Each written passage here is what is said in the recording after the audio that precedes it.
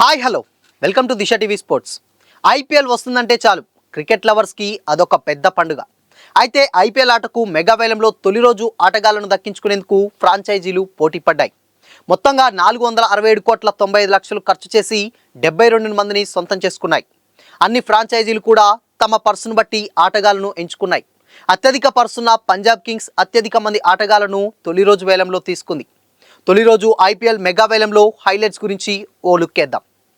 IPL mega వేలంలో మొదటి రోజు 72 మంది ప్లేయర్లను ఫ్రాంచైజీలు కొనుగోలు చేశాయి. ఇందులో 24 మంది విదేశీ ఆటగాళ్లు ఉన్నారు. రైట్ టు మ్యాచ్ కార్డు ద్వారా 4 ప్లేయర్లను ఫ్రాంచైజీలు దక్కించుకున్నాయి.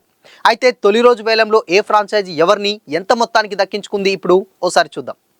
ఐపీఎల్ మెగా వేలానికి అత్యధిక మొత్తంలో వచ్చిన పంజాబ్ కింగ్స్ అత్యధికంగా 10 మంది ఆటగాళ్లను కొనుగోలు చేసింది.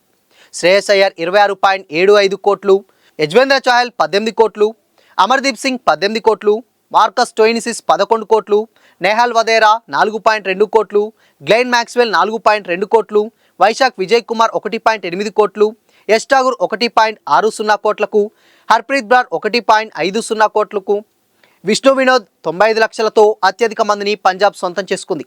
ఇక చెన్నై సూపర్ కింగ్స్ జట్టు చూసుకున్నట్లయితే నూర్ అహ్మద్ 10 కోట్లు, రవిచంద్రన్ అశ్విన్ 9.75 కోట్లు, డెవాన్ కాన్వే 6.25 కోట్లు, ఖలీల్ అహ్మద్ 4.8 కోట్లు, రచిన్ రవీంద్ర 4 కోట్లు, రాహుల్ త్రిపాఠి 3.4 కోట్లు, విజయ్ శంకర్ 1.2 కోట్లు దక్కించుకున్నాయి.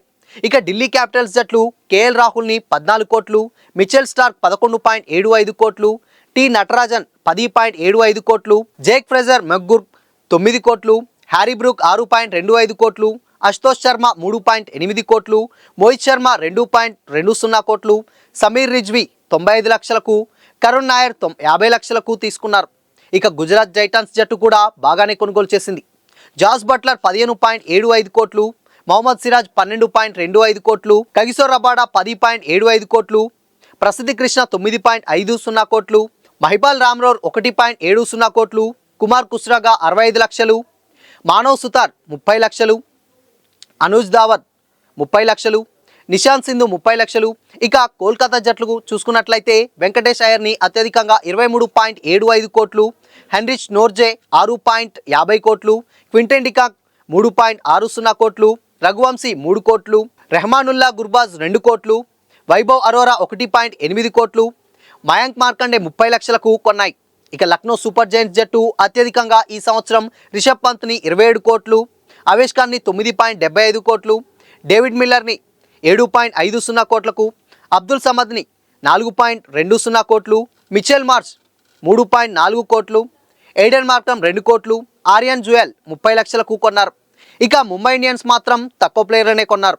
ట్రెంట్ బోల్ట్ని 12.50 కోట్లకు, సుమందిర్ 5.25 కోట్లు, రాబిన్ మించ్ 65 లక్షలు, కర్ణ్ శర్మ 50 లక్షలు కొన్నాయి. ఇక రాజస్థాన్ రాయల్స్ జట్టు కూడా ఎవరు ఊహించని విధంగా ప్లేయర్లను కొన్నది. జోఫ్రా ఆర్ఫర్ 12.50 కోట్లు, వానిండు హస్రంగా 5.25 కోట్లు, మహేష్ తీక్షణ 4.40 కోట్లు, ఆకాష్ మద్వాల్ 1.2 కోట్లు, కుమార్ కార్తికేయన్ సింగ్ 30 లక్షలు కొన్నాయి. ఇక రాయల్ ఛాలెంజర్స్ బెంగళూరు జట్లు చూసుకున్నట్లయితే జోష్ హెజిల్వుడ్ 12.50 కోట్లు, ఫిల్సాల్ట్ 11.50 కోట్లు, జితేష్ శర్మ 11 కోట్లు, లియామ్ లివింగ్స్టోన్ 8.75 కోట్లు, రసిక్దార్ 6 కోట్లు, సుయాష్ శర్మ 2.60 కోట్లకు కొనుక్కున్నారు. ఇక home town Sunrisers Hyderabad మాత్రం అభిమానులు ఆశించిన స్థాయిలో ప్లేయర్లను కొనుగోలేకపోయింది. అభిమానులు కాస్త ఎందుకా అని ఆలోచనలో పడ్డారు. అయితే ఇషాన్ కిషాన్ను 11.25 కోట్లు, మొహమ్మద్ షబీ 10 కోట్లు, హర్షల్ పటేల్ 8 కోట్లు, అభినవ్ మనోహర్ 3.20 కోట్లు, రాహుల్ చౌహర్ 3.20 కోట్లు, యాడమ్ జంపా 2.40 కోట్లు, సిమర్జిత్ సింగ్ 1.50 కోట్లు, అదర్ టైడ్ 30 లక్షలకు కొనుగోలు చేశారు.